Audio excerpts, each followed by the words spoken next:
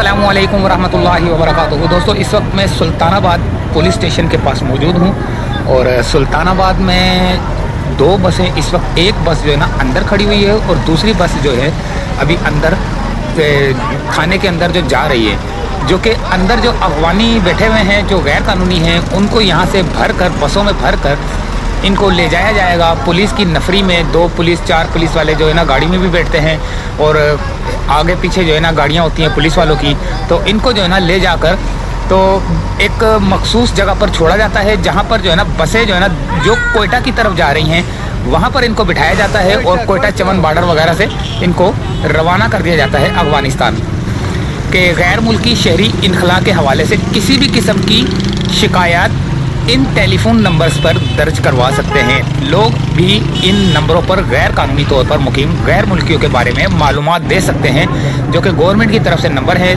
0511336722 और 0519211685। ये दो नंबर दिए गए हैं, बाकी और भी नंबर होंगे।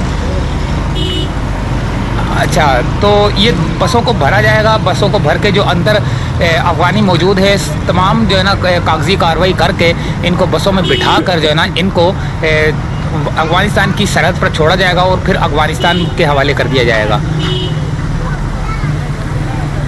जो कराची पुलिस के, जो सिंध पुलिस के जो नौजवान हैं, ये गाड़ियों के अंदर अपनी मोबाइलों के अंदर जो है ना जगह जगह पर जो है ना शाम को, रात को पकेट लगाकर खड़े हो जाते हैं और चेकिंग करते हैं।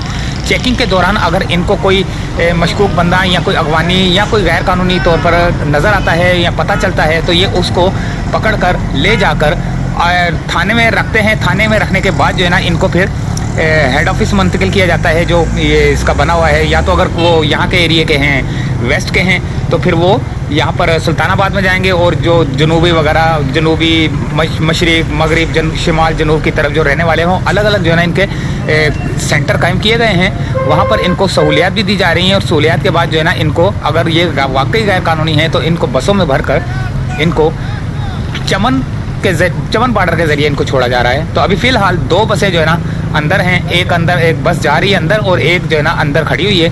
अभी भर कर ये जाएगी, क्योंकि अभी पता नहीं कब निकलेगी बसें, तो हम इतना इंतज़ार नहीं कर सकते। लेकिन ये है कि इनको ले जाकर चमन की साइड बॉर्डर पर छोड़ा जाएगा, जहाँ पर अफ़गानिस्तान के हवाले इनको किया जाएगा।